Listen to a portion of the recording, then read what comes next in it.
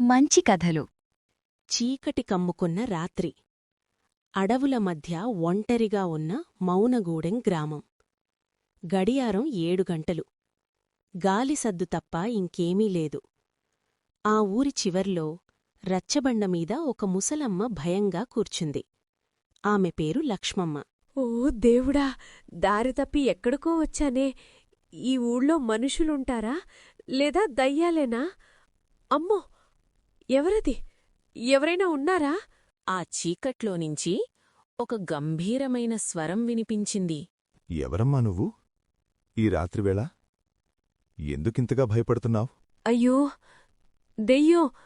ఓ వెంకటేశ్వర, నన్ను కాపాడు! దెయ్యం కాదు తల్లీ, మనిషినే. నా పేరు మల్లయ్య. భయపడకు. నమ్మను. ఈ పాడుబడ్డ ఊరిలో మనిషి ఎలా ఉంటాడు? దీపం వెలిగించు, నీ ముఖం చూపించు. మల్లయ్య చిన్న నూనె దీపం వెలిగించాడు. ఆ వెలుగులో ముడతలు పడ్డ ముఖం, తెల్లగడ్డం కనిపించాయి. హమ్మయ్యా, మనిషివే. కాని ఈ ఊర్లో నువ్వొక్కడివేనా? మనుషులంతా వెళ్ళిపోయారు తల్లి, భయపడి. కాని ఈ మట్టిని వదిలి నేను వెళ్ళలేకపోయాను. ఇద్దరూ మల్లయ్య ఇంటి అరుగుపై కూర్చున్నారు. సంగటి వండుతూ ఉండగా అకస్మాత్తుగా బయట శబ్దం.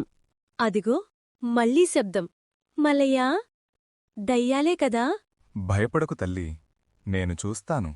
అంతలో చీకట్లోంచి ఒక యువకుడు పరిగెత్తుకుంటూ వచ్చాడు. అయ్యా, అయ్యా, ఇక్కడ దీపం కనిపించింది. నా ఎద్దు పారిపోయింది. ఇక్కడైనా వచ్చిందేమోనని. అరే, అది నా ఎద్దే. అయ్యో పాపం, దెబ్బ తగిలింది. అందుకే వచ్చిందిరా, ఆశ్రయం కోసం. చిన్నయ్య, పసుపు నూనె తీసుకురా.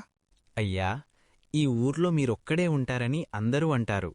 కాని మీ మనసు మాత్రం ఊరంతా ఉంది. ఒంటరితనం అంటే మనుషులు లేకపోవడం కాదురా, మనసులు కలవకపోవడమే. మల్లయ్య తన పాత పంచె చింపి ఎద్దుకి కట్టుకట్టాడు. లక్ష్మమ్మ కళ్లల్లో నీళ్లు. నిన్ను నేను దెయ్యం అనుకున్నాను, కాని నువ్వు దేవుడివి. ఇవాళ నాకు మనిషి విలువ నేర్పావు. అయ్యా, నేను కూడా ఇక ఈ ఊరిని వదిలి వెళ్ళను. మీలా ఈ మట్టిని కాపాడుకుంటాను. అదేరా సంపద. ఊరు కాదు ముఖ్యం, ఊరిని ప్రేమించే మనస్సు ముఖ్యం. తెల్లారింది. రాత్రి భయంగా కనిపించిన ఊరు ఇప్పుడు ప్రశాంతంగా ఉంది. మౌనగూడెంలో ముగ్గురున్నారు. కాని ఆ ముగ్గురిలో ప్రపంచమంతా ప్రేమ ఉంది. మనసు మంచిదైతే ఒంటరితనం కూడా బలంగా మారుతుంది.